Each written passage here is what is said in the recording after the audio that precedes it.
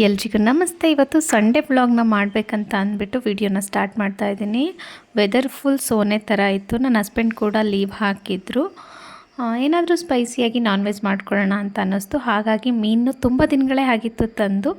ಮೀನಿನ ಸಾಂಬಾರು ಮತ್ತು ಮೀನಿನ ಮೊಟ್ಟೆನ ಮಾಡ್ಕೊಳ್ಳೋಣ ಅಂತ ಇವತ್ತು ಮೀನು ಮತ್ತು ಮೀನಿನ ಮೊಟ್ಟೆನ ತಂದಿದ್ರು. ಮೀನನ್ನು ಹರಳುಪ್ಪಾಕಿ ನೀಟಾಗಿ ಕ್ಲೀನ್ ಮಾಡಿಕೊಂಡೆ. ಅಷ್ಟರಲ್ಲಿ ನನ್ನ ಹಸ್ಬೆಂಡು ಎಗ್ ಪಪ್ಸ್ ತಂದು ತಿನ್ನಿಸ್ತಾಯಿದ್ರು.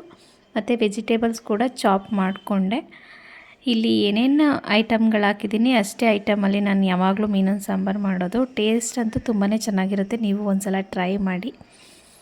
ಖಾರ ಎಲ್ಲ ರುಬ್ಕೊಂಡು ಅದಾದ ಮೇಲೆ ಟೊಮೊಟೊ ಮತ್ತು ಈರುಳ್ಳಿ, ಕರಿಬೇವು, ಒಂದು ಸ್ವಲ್ಪ ಸಾಲ್ಟ್ ಹಾಕಿ ಅದಾದಮೇಲೆ ನಿಮಗೆ ಬೇಕಾಗಿರುವಂತಹ ಮಸಾಲೆಗಳನ್ನ ಆ್ಯಡ್ ಮಾಡಿಕೊಂಡು ಅದಕ್ಕೆ ಖಾರನ ಹಾಕಿ ಅದಾದಮೇಲೆ ಹುಣಸೆ ಹಣ್ಣನ್ನು ಸ್ವಲ್ಪ ಜಾಸ್ತಿನೇ ಹಾಕಿ ಟೇಸ್ಟ್ ಚೆನ್ನಾಗಿರುತ್ತೆ. ಹುಣಸೆ ಹಣ್ಣಿದ್ರೆ ಒಂದು ಸ್ವಲ್ಪ ಏನೋ ಒಂಥರ ಸ್ಪೈಸಿಯಾಗಿರುತ್ತೆ. ಹಾಗಾಗಿ ಇದೆಲ್ಲ ಹಾಕಿ ಚೆನ್ನಾಗಿ ಕುದಿ ಬರೋ ರೀತಿ ಮಾಡಿ ನಿಮಗೆ ಎಷ್ಟು ಬೇಕಷ್ಟು ಸಾಲ್ಟನ್ನು ಆ್ಯಡ್ ಮಾಡ್ಕೊಳ್ಳಿ. ಅದಾದಮೇಲೆ ಮೀನನ್ನು ಹಾಕಿ 2 ನಿಮಿಷ ಹಾಗೆ ಕುದಿಸ್ಬಿಟ್ಟು ಆಫ್ ಮಾಡಿದ್ರೆ ಮೀನಿನ ಸಾಂಬಾರು ರೆಡಿ ಆಗುತ್ತೆ. ಮೀನಿನ ಮೊಟ್ಟೆನ ನನ್ನ ಹಸ್ಬೆಂಡೇ ರೆಡಿ ಮಾಡ್ತಾ ಇದ್ದಾರೆ. ಏನಿಲ್ಲ, ಎಗ್ ಬುರ್ಜಿಗೆ ಯಾವ ರೀತಿ ಮಾಡ್ತೀವಿ ಅದೇ ರೀತಿ ಮೀನಿನ ಮೊಟ್ಟೆನೂ ಸಹ ಮಾಡೋದು.